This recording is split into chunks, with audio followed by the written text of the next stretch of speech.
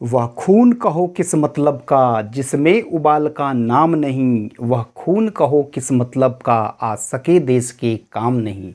जिस उम्र में नौजवान अपने जीवन के लिए नए नए सपने गढ़ते हैं, नए नए सपने देखते हैं, उस उम्र में भारतीय स्वतंत्रता सेनानी हमारे भगत सिंह, सुखदेव, राजगुरु और इनके जैसे और भी न जाने कितने युवा क्रांतिकारी जो है भारत माँ के लिए अपना सर्वस्व निछावर कर दिए। ऐसे वीर सपूतों को सर्वप्रथम मैं नमन करता हूँ।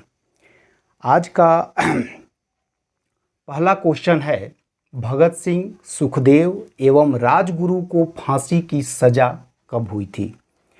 पिछले वीडियो में हमने ये चीज़ बताया था कि किस तरह से सैंडर्स की हत्या जो है भगत सिंह और उनके साथियों के द्वारा जो है की जाती है। ठीक है, सैंडर्स हत्याकांड को लाहौर षड्यंत्र के नाम से भी जाना जाता है।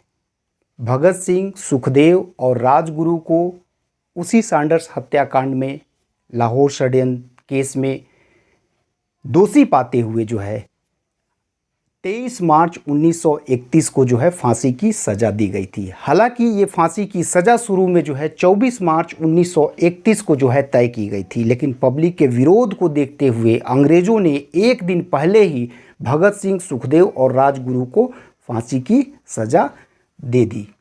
तो ये डेट जो है इतिहास के क्वेश्चन के लिए तो इम्पोर्टेंट है ही, साथ ही साथ भारतीय स्वतंत्रता संग्राम के इतिहास में जो एक बहुत ही इम्पोर्टेंट डे रहा।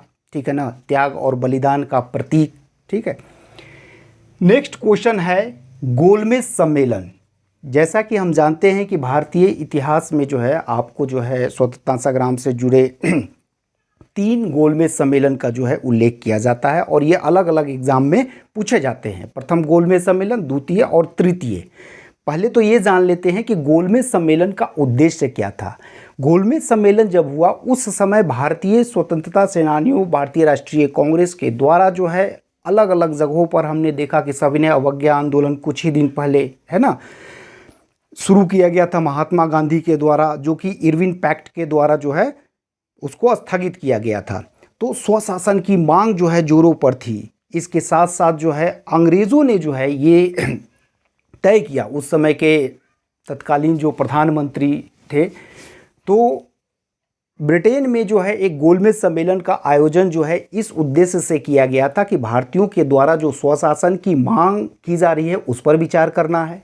साथ ही साथ जो है भारत के लिए एक अलग संविधान बनाने की जो व्यवस्था है उस पर विचार करना है। ठीक है, क्योंकि उससे पहले जब भारत सरकार अधिनियम 1919 के तहत जो है जो भी कानून थे उसके तहत जो है वो लोग शासन करते थे, तो एक अलग संविधान की व्यवस्था के ऊपर विचार करना था। साथ ही साथ जो है राजनीतिक प्रतिनिधित्व के ऊपर भी, ठीक है ना, किस वर्ग को कितना जो है शासन में प्रतिनिधि दिया जाए इसके लिए भी विचार करना था। तो इसके लिए जो है आपको गोलमेज सम्मेलन का आयोजन किया गया था। जैसा कि ज्ञात है कि प्रथम गोलमेज सम्मेलन में भारतीय राष्ट्रीय कांग्रेस ने भाग नहीं लिया था। ठीक है ना, प्रथम गोलमेज सम्मेलन, इसका डेट याद कर लीजिएगा सीक्वेंस में। प्रथम गोलमेज सम्मेलन जो है 12 नवंबर 1930 को जो है शुरू होता है। ठीक है ना, इसके बाद जो है दूसरा गोलमेज सम्मेलन जो है 7 सितंबर 1931 को शुरू होता है।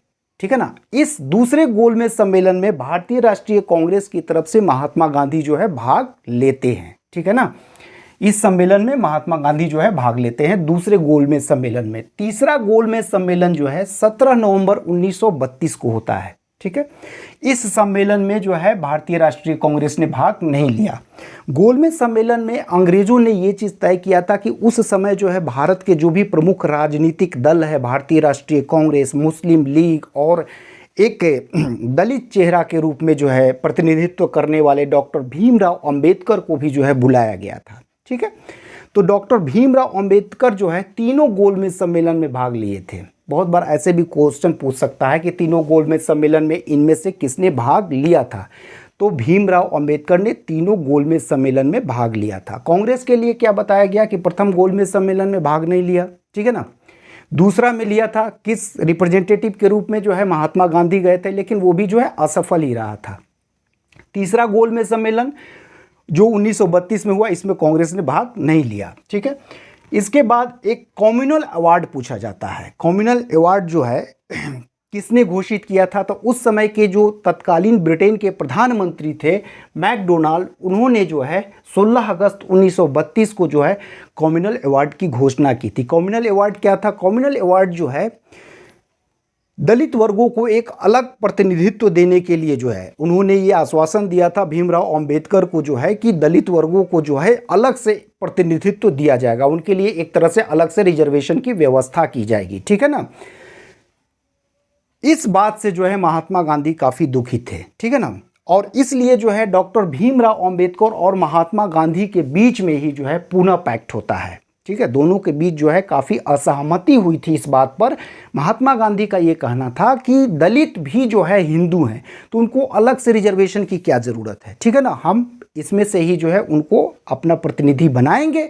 लेकिन जो है B.R. अम्बेडकर जो है दलित वर्गों के लिए एक अलग प्रतिनिधित्व, अलग रिजर्वेशन की मांग कर रहे थे, और इस बात से महात्मा गांधी जो है काफ़ी दुखी थे। तो दोनों लोगों के बीच जो है एक पूना पैक्ट, ये भी पूछता है, पूना पैक्ट यानी 24 सितंबर 1932 को महात्मा गांधी और डॉक्टर भीमराव अंबेडकर के बीच जो है एक समझौता होता है, और वो बहुत हद तक जो है मना लेते हैं अंबेडकर जी को कि जो है, जो आपकी मांग है, जो प्रतिनिधित्व की व्यवस्था है, हम अपने में से ही देंगे, आप लोग अलग नहीं हैं। ठीक है ना।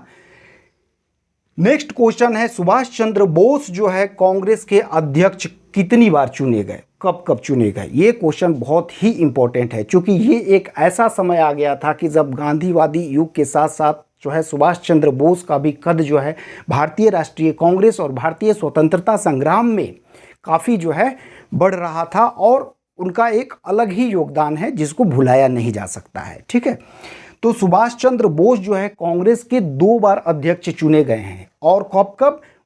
1938 हरिपुरा। ठीक है ना, 1938 जो है हरिपुरा, और दूसरा क्या है 1939 त्रिपुरी। ठीक है ना, तो ये 2 बार जो है कांग्रेस के अध्यक्ष चुने गए हैं। लेकिन मोस्ट इंपॉर्टेंट बात यह है कि 1939 के जब त्रिपुरी कांग्रेस अधिवेशन में सुभाष चंद्र बोस कांग्रेस के अध्यक्ष चुने गए, तो उस समय उन्होंने जो है ना महात्मा गांधी द्वारा समर्थित, महात्मा गांधी नहीं चाहते थे कि जो है सुभाष चंद्र बोस जो है कांग्रेस के अध्यक्ष बने, इसलिए उन्होंने अपना एक उम्मीदवार पट्टाभी सीतारमैया को खड़ा किया था। लेकिन दुर्भाग्य से सुभाष चंद्र बोस ने महात्मा गांधी द्वारा समर्थित उम्मीदवार पट्टाभी सीतारमैया को हरा करके जो है कांग्रेस के अध्यक्ष बने, और इस बात पर जो है महात्मा गांधी ने काफ़ी दुखी हुए, और उन्होंने कहा कि पट्टाभी सीतारमैया की हार जो है मेरी व्यक्तिगत हार है। सुभाष चंद्र बोस ये नहीं चाहते थे कि महात्मा गांधी को बहुत रिस्पेक्ट करते थे, और इसलिए उन्होंने यहाँ पर जो है अध्यक्ष पद से जो है इस्तीफा दे दिया था। कांग्रेस के जो त्रिपुरी अधिवेशन 1939 में हुआ, वहाँ से उन्होंने इस्तीफा दे दिया था। तो आज के लिए आपको जो लास्ट क्वेश्चन है, वो क्वेश्चन जो है आप कमेंट बॉक्स में जो है इसका आंसर लिखिए। ठीक है ना, कि फॉरवर्ड ब्लॉक की स्थापना किसने और कब की? फॉरवर्ड ब्लॉक की स्थापना किसने और कब की? बहुत से बच्चे जो है जब जनरल नॉलेज की तैयारी करते हैं या पढ़ना शुरू करते हैं, तो उनके लिए बहुत ही दुविधा होती है कि कहाँ से शुरू करें, क्या पढ़ें। ठीक है ना, तो उनके लिए ये एक बेस्ट प्लेटफॉर्म है। इसको सीक्वेंस में हम जो है बहुत से क्वेश्चन को आपको बता रहे हैं, और केवल ये जो क्वेश्चन दिख रहे हैं 8 या 10 क्वेश्चन, ये 8 या 10 क्वेश्चन नहीं है, इसके अंतर्गत और भी बहुत क्वेश्चन बताते हैं, उसको आप नोट कर लें। डेफिनेटली आपका जनरल नॉलेज जो है काफ़ी अच्छा हो जाएगा, और बहुत से कॉम्पिटिटिव एग्ज़ाम में आपको काफ़ी मदद मिलेगी। ओके, जय हिंद।